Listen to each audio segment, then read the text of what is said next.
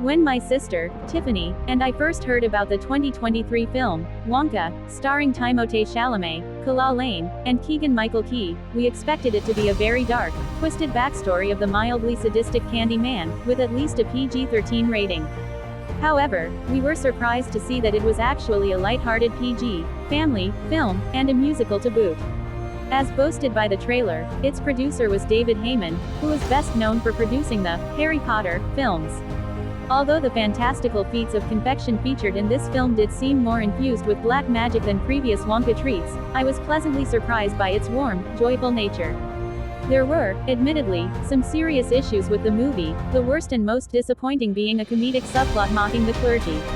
Nevertheless, it really seems like the director, Paul King of Paddington fame, was trying to make something enjoyable for the whole family. I expected this film to be honored at this year's awards, since it was one of 2023's last blockbusters, but it was almost entirely overlooked.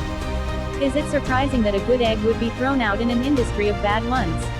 I think not. The story: after 7 years on the ocean, hopeful young chocolatier Willy Wonka Chalamet arrives in an unnamed city to make his fortune with only 12 sovereigns and a hatful of dreams. He manages to spend all his money the first day and ends up broke on the street. A dubious acquaintance, bleacher Tom Davis, brings the young man to Mrs.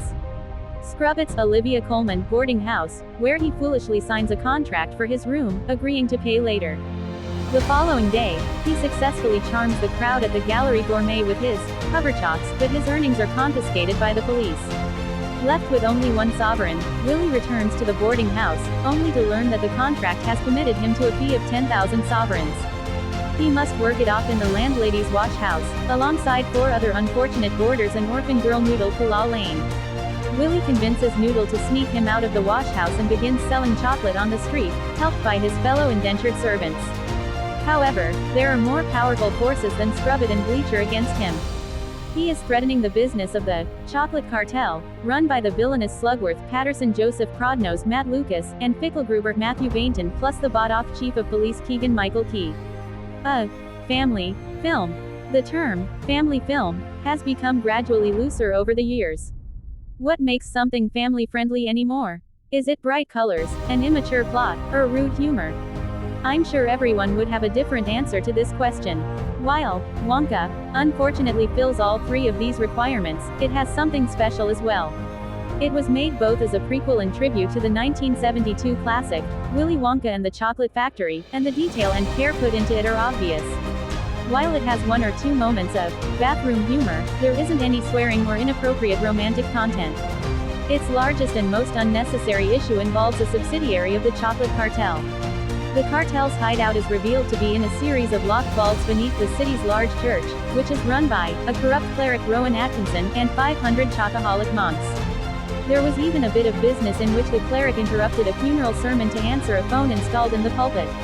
I thought this was really a shame because the film had an overall wholesome, uplifting quality to it which was severely dampened by this offensive element.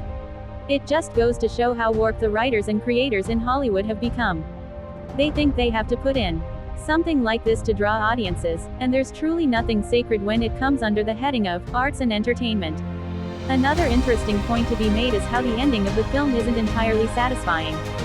Granted, the endings of prequels rarely are conclusive, but this film was intended to have a complete story and stand on its own, while also leading into Roald Dahl's tale.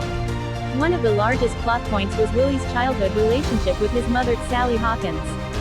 She would save a cocoa bean every day for a year, then make it into 1 chocolate bar for him on his birthday.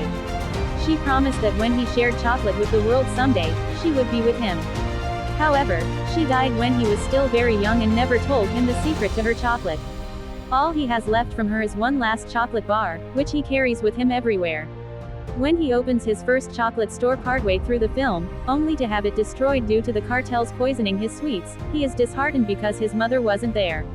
At the end, when all is well and the villains have been defeated, Willie finally opens the chocolate and finds a golden ticket inside which reads, "The secret is it's not the chocolate that matters. It's the people you share it with." He looks up to see his mother smiling at him from the crowd, and they blow each other a kiss before she disappears. Willie breaks off pieces of the chocolate and shares it with his friends. When he finally eats the last piece, Noodle asks him if it's as good as he remembers, to which he replies, "Every little bit. I wish it could last forever." Willie then tenderly reunites Noodle with her own long-lost mother. Although the film ends with his joyously singing, "Pure Imagination," while conquering his factory, it's hard to forget that sad little boy who just wants his mother back. It's an oddly heart-wrenching conclusion for an otherwise happy film.